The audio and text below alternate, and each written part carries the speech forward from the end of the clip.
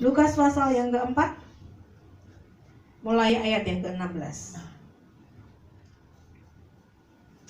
Baik, saya bacakan untuk Bapak Ibu Saudara.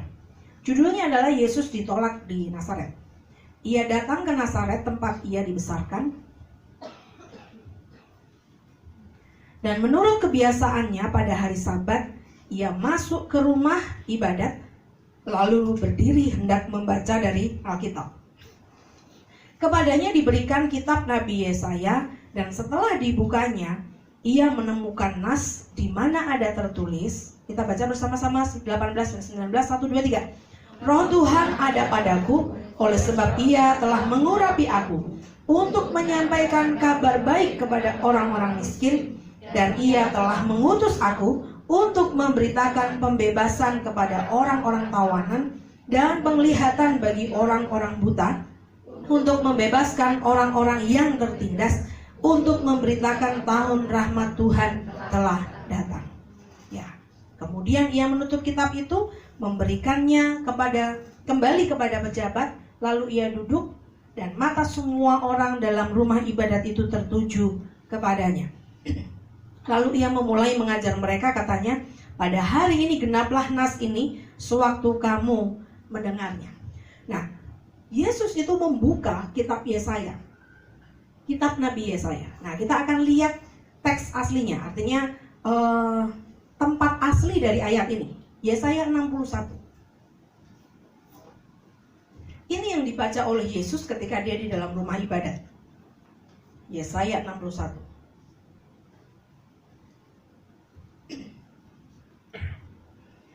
Saya bacakan. Roh Tuhan Allah ada padaku, oleh karena Tuhan telah mengurapi aku. Ia telah mengutus aku untuk menyampaikan kabar baik kepada orang-orang sengsara dan merawat orang-orang yang remuk hati, untuk memberitakan pembebasan kepada orang-orang tawanan dan kepada orang-orang yang terkurung kelepasan dari penjara, untuk memberitakan tahun rahmat Tuhan dan hari pembalasan Allah kita, untuk menghibur semua orang berkabung, untuk mengaruniakan kepada mereka perhiasan kepala ganti abu, minyak untuk pesta ganti kain kabung, nyanyian puji-pujian ganti semangat yang pudar, supaya orang menyebutkan mereka pohon tarbantin kebenaran, tanaman Tuhan, untuk memperlihatkan keagungannya. Sampai di situ dulu. Jadi hari ini saya akan sampaikan ada 7 panggilan bagi orang-orang yang diurapi oleh Tuhan. 7 itu belum semua, Bapak Ibu Saudara, itu baru sebagian. Ya. Jadi kita sebagai orang yang diurapi Tuhan. Siapa yang diurapi Tuhan? Angkat tangan. Wah, puji Tuhan, luar biasa. Ketika saudara didoakan itu terima pengurapan. Ternyata diurapi Tuhan itu untuk diutus. Katakan diutus. Bukan untuk kesenangan kita sendiri, Bapak Ibu Saudara. Tuhan itu memberikan pengurapan. Itu bukan untuk sesuatu yang remeh, Bapak Ibu Saudara. Bukan hanya supaya kita ini jadi kaya, bukan supaya kita ini jadi sembuh, bukan hanya supaya kita ini nggak kekurangan lagi. Oh no. Tapi Tuhan mau ketika kita diurapi itu, kita diutus melakukan sesuatu. Yang pertama, panggilan yang pertama, ayat yang pertama. Ia telah mengutus aku untuk apa? Menyampaikan kabar baik kepada orang-orang yang sengsara. Katakan menyampaikan kabar baik. Jadi Bapak Ibu Saudara, ketika diurapi oleh Tuhan, yang pertama harus dilakukan adalah menyampaikan kabar baik kepada orang-orang yang sengsara. Kira-kira bisa nggak kita lakukan itu? Halo? Bisa dong. Tuhan nggak bilang untuk memberikan uang kepada orang-orang yang sengsara. Tidak.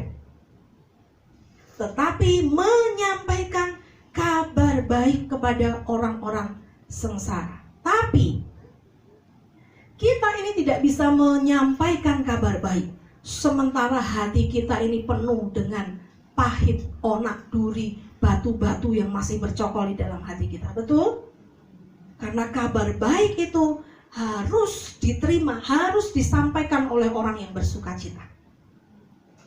Oleh sebab itu kalau hari ini kita masih meratapi nasib kita, masih menangisi keadaan kita, masih mengingat-ingat masa lalu yang menyakitkan, maka kita tidak akan bisa menjadi penyampai kabar baik. Di dalam Lukas 4 ayat 18 tadi dikatakan untuk menyampaikan kabar baik kepada orang-orang miskin. Ya.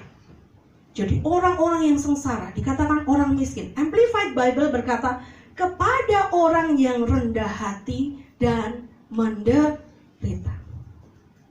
Memang kabar baik itu bisa diterima hanya oleh orang-orang yang rendah hati. Tapi bagian kita adalah menyampaikan. Yang setuju katakan amin. Menyampaikan aja. Apa yang harus kita sampaikan semuanya sudah tertulis di dalam firman Tuhan. Kalau Bapak Ibu Saudara berkata saya nggak pandai ngomong, saya tidak fasih berbicara, nggak perlu banyak ngomong. Bapak Ibu Saudara rajin baca Alkitab. Nanti tiba-tiba ketika berhadapan dengan orang sengsara, berhadapan dengan orang miskin, berhadapan dengan orang yang menderita, firman itu tiba-tiba muncul. Jadi jangan berdalih bahwa Bapak Ibu Saudara tidak fasih berbicara. Bapak Ibu Saudara bisa menyampaikan kabar gembira melalui status WA, di kelompok arisan, dimanapun Bapak Ibu Saudara berada. Itu panggilan yang pertama, menyampaikan kabar baik. Jadi kalau memang disuruh menyampaikan, ya menyampaikan saja, nggak usah mikir yang mulu-mulu. Terus yang kedua, masih di ayat yang pertama, 1, 2, 3, dan merawat orang-orang yang remuk hati. Nah, kalau ini harus memang merawat. Jadi orang yang patah hati, saya mau kasih tahu, tidak bisa dikotbahin. Kasih tahu kanan kiri. Orang yang lagi patah hati nggak bisa dikotbahin. Terutama yang punya anak-anak remaja. Kalau anakmu lagi patah hati, jangan dikotbahin. Tambah remuk hatinya. Apa yang harus dilakukan? Dirawat. Kalau ada saudara kita, teman kita yang mungkin patah hati itu bukan hanya masalah cinta ya. Hubungannya sedang rusak dengan orang lain. Broken heart. Atau mungkin ditinggal mati orang yang dikasihi. Itu juga mengalami patah hati. Jangan dikotbahin. Ya, nggak akan efektif. Tapi firman Tuhan katakan harus dirawat. Di dalam Alkitab NIV dikatakan merawat itu seperti membalut luka. Jadi kalau ada orang yang terluka, patah hati, orang yang remuk hatinya, itu lukanya dibalut. Bagaimana caranya? Minta hikmat sama Tuhan. Ya, jadi harus dibalut. Kalau di Amplified Bible dikatakan merawat orang-orang yang remuk hati itu mengikat, artinya menghentikan pendarahannya. Nah, jadi kita ini mesti ngerti apa yang harus kita lakukan. Kalau suruh menyampaikan, ya menyampaikan aja. Kalau suruh merawat, ya merawat. Jadi kita mesti ngerti kebutuhan setiap orang ini, kita harus mengerti. Sekarang pertanyaan saya sebelum saya lanjutkan ke yang ketiga. Bapak Ibu Saudara, milih yang dilayani atau yang melayani? Siapa yang milih dilayani? Angkat tangan. Oke, tepuk tangan buat kita semuanya. Tidak ada yang milih dilayani. Siapa yang mau melayani? Angkat tangan. Haleluya, melayani. Melayani suami, istri, melayani anak-anak. Lalu nanti ketika keluarga dipulihkan, Tuhan kerjakan, bisa melayani lebih jauh lagi. Tetangga kita, kiri kanan, orang-orang yang kita kenal, ya itu melayani. Jadi semuanya sepakat ya, hari ini kita milih yang dilayani. Jadi semuanya kita nanti akan diutus. Amin. Yang ketiga, masih di ayat yang pertama, untuk memberitakan pembebasan kepada orang-orang tawanan. Memberitakan pembebasan tentang pembebasan kepada orang-orang yang tertawan. Di dalam Amplified Bible dikatakan baik secara fisik maupun secara roh. Ya. Jadi orang-orang yang tertawan itu bisa tertawan karena masa lalu. Orangnya nggak bisa move on. Gitu ya. Tertawan oleh masa lalu. Tertawan oleh trauma. Tertawan oleh cinta uang misalnya. Jadi tertawan oleh pekerjaan, sehingga dia tidak bisa mengalami kemerdekaan. Yang harus kita lakukan adalah membawa berita tentang pembebasan. Beritanya dari mana? Dari firman Tuhan.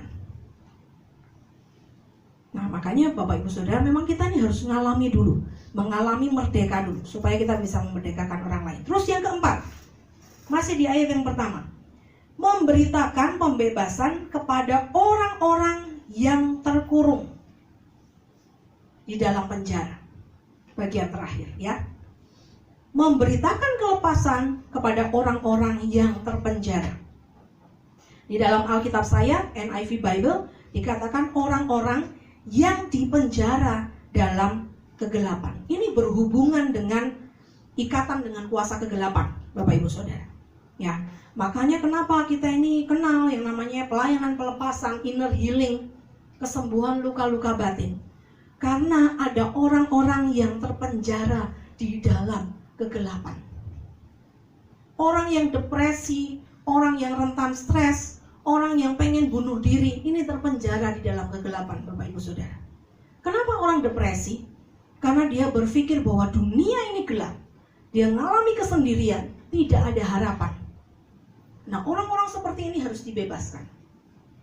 Diberitakan pembebasan, ya. Diberitakan bahwa kamu itu bisa terbebas dari tempat kegelapan. Amin.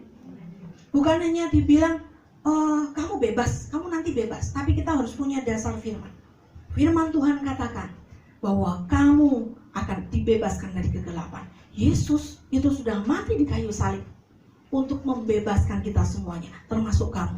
Jadi, ayo punya harapan. Ayo semangat lagi. Saudara nanti akan menemukan firman-firman Tuhan, ayat-ayat yang bisa mendukung ketika Bapak Ibu Saudara diutus kepada orang-orang yang seperti ini. Ya, jadi ada orang yang kerasukan setan, ada orang yang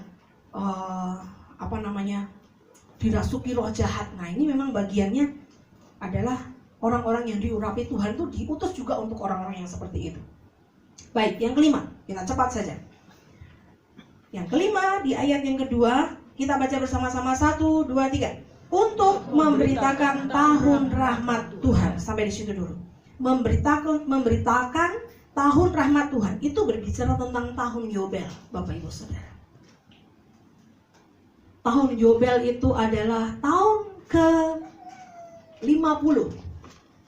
Ya, artinya angka 50. Itu berbicara tentang tahun di mana Tuhan itu menyatakan perkenanannya kepada kita.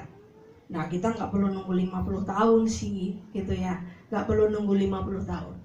Jadi 7 kali 7 tahun, 49. Nah, nanti tahun yang ke-50 itu dibilang tahun Yobel. Tetapi setiap waktu, karena Yesus sudah datang, dia mati di kayu salib dan berkata sudah selesai, maka kita setiap waktu bisa mengalami Yobel dalam hidup kita. Yang setuju katakan amin? Amin. Yobel. Ya, itu harus diberitakan kepada orang-orang. Tahun kemurahan. Yang keenam, ayat yang kedua masih. Menghibur semua orang berkabung. Di dalam NIV dikatakan memberi kenyamanan. Orang berkabung ya memang sebagian besar karena kehilangan orang yang dikasihi, ya berkabung. Tetapi orang-orang yang kehilangan harta bendanya itu juga berkabung, Bapak Ibu Saudara. Ya, itu pelayanan, Bapak Ibu Saudara. Jadi pelayanan itu nggak bisa semau-maunya kita sendiri. Setuju? Pelayanan itu harus mengerti panggilan kita. Kita disuruh apa? Gitu. Yang ketujuh, ini panggilan yang ketujuh. Nah, ini dari ayat ketiga sampai ayat yang keempat. Saya bacakan buat Bapak Ibu Saudara. Jadi kita diutus untuk mengaruniakan kepada mereka perhiasan kepala ganti abu, minyak untuk pesta ganti kain kabung, nyanyian puji-pujian ganti semangat yang pudar, supaya orang menyebutkan mereka pohon tarbantin kebenaran, tanaman Tuhan, untuk memperlihatkan keagungannya. Ayat yang keempat, mereka akan membangun reruntuhan yang sudah berabad-abad dan akan mendirikan kembali tempat-tempat yang sejak dahulu menjadi sunyi. Mereka akan membaharui kota-kota yang runtuh, tempat-tempat yang telah turun-temurun menjadi sunyi. Ini yang paling penting, panggilan yang ketujuh bagi setiap kita orang-orang yang diurapi Tuhan. Yang ketujuh itu adalah mengembalikan orang-orang yang kita layani dari poin pertama sampai ke-6 kepada status yang benar. Saya ulangi, panggilan yang ketujuh bagi orang yang diurapi Tuhan menurut Yesaya pasal 61 itu adalah mengembalikan orang-orang tersebut kepada posisinya yang benar di hadapan Allah. Sampai di sini yang mengerti katakan amin. Amin. Bagaimana caranya? Dilayani sampai orang itu gambar dirinya pulih. Statusnya di hadapan Tuhan itu dikembalikan. Bahwa kamu adalah ciptaan Tuhan yang berharga dan mulia. Bagaimana caranya? Selain inner healing, didoakan, dimuridkan. Amin. Lalu memuridkan, membentuk sebuah pasukan. Ya, dikatakan di situ ayat yang keempat. Mereka, maksudnya orang-orang yang dilayani itu akan membangun apa? Reruntuhan yang sudah berabad-abad. Dan akan mendirikan kembali tempat-tempat yang sejak dahulu menjadi sunyi. Ini sebuah pasukan yang luar biasa. Kalau kita ini ngerti panggilan kita sebagai orang yang diurapi Tuhan, maka satu orang itu akan diikuti 10 orang. Kenapa? Karena dia bisa memuridkan. Karena dia produktif melayani orang. Saya berpikir bahwa yang disampaikan oleh firman Tuhan ini tidak terlalu sulit bagi kita. Tinggal kita buka hati, terima pengurapan, maka kita ini siap untuk diutus menyampaikan kabar baik. Itu aja.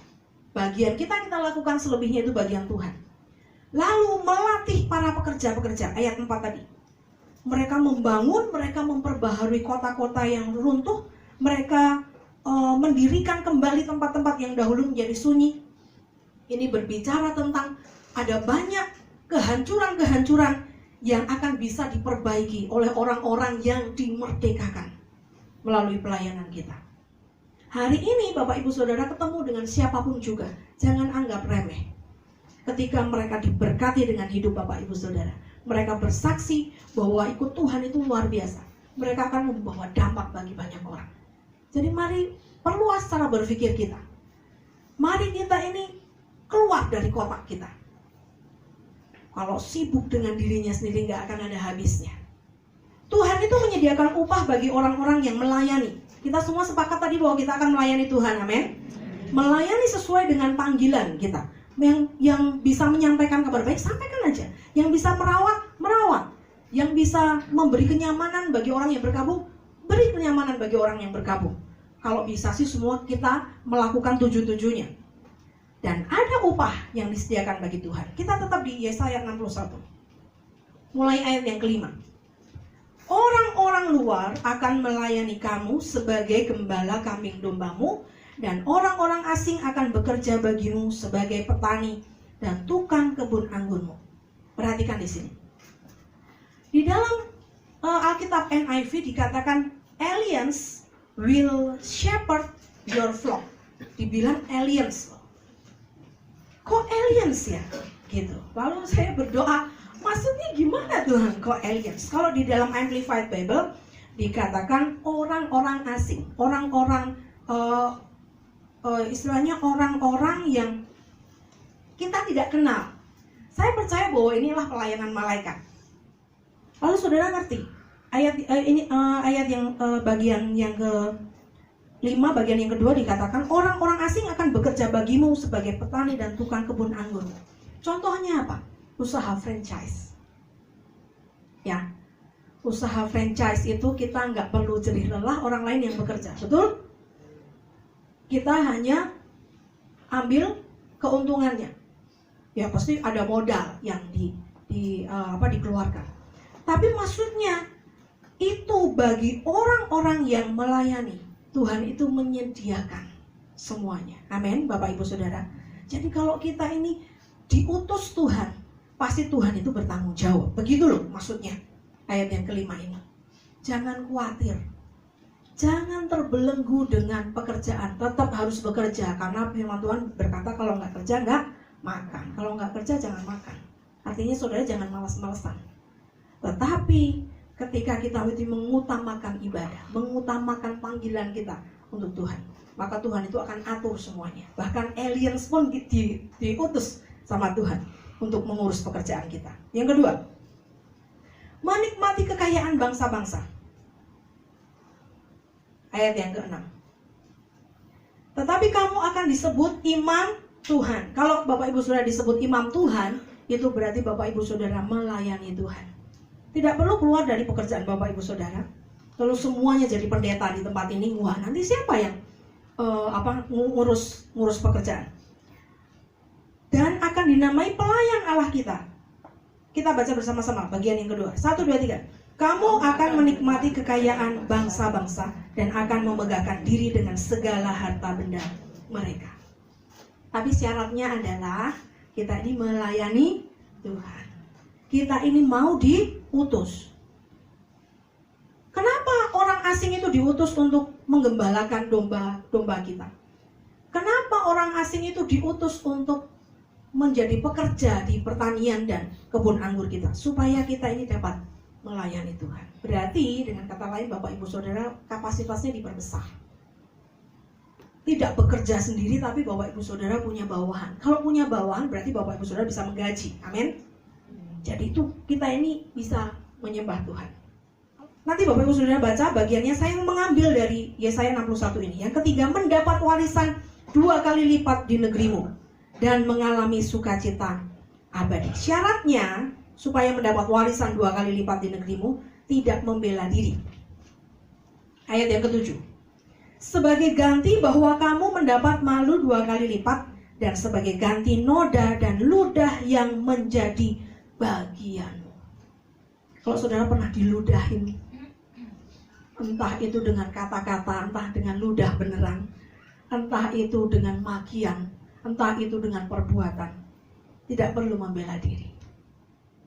Kalau kita ini masih nggak terimaan, masih membela diri, kita ini nggak dapat bagian 2 kali lipat. Karena firman Tuhan katakan, sebagai ganti noda dan ludah yang menjadi bagian, kamu akan mendapat warisan 2 kali lipat di negerimu, dan sukacita abadi akan menjadi kepunyaanmu. Belajar menjadi hamba, belajar menjadi pelayan, belajar ketika kita diurapi Tuhan supaya pengurapannya nggak bocor kemana-mana, dijaga dengan kita ini tetap rendah hati. Yang keempat, yang terakhir, keturunanmu akan terkenal di antara bangsa-bangsa. Ayat yang ke-9. Keturunanmu akan terkenal di antara bangsa-bangsa, dan anak cucumu di tengah-tengah suku bangsa, sehingga semua orang yang melihat mereka akan mengakui bahwa mereka adalah keturunan yang diberkati Tuhan. Terkenal karena diberkati Tuhan. Mari kita ini melayani sesuai dengan apa yang Tuhan panggil dalam hidup kita, supaya pada yang keempat ini dikatakan keturunanmu akan terkenal di antara bangsa-bangsa.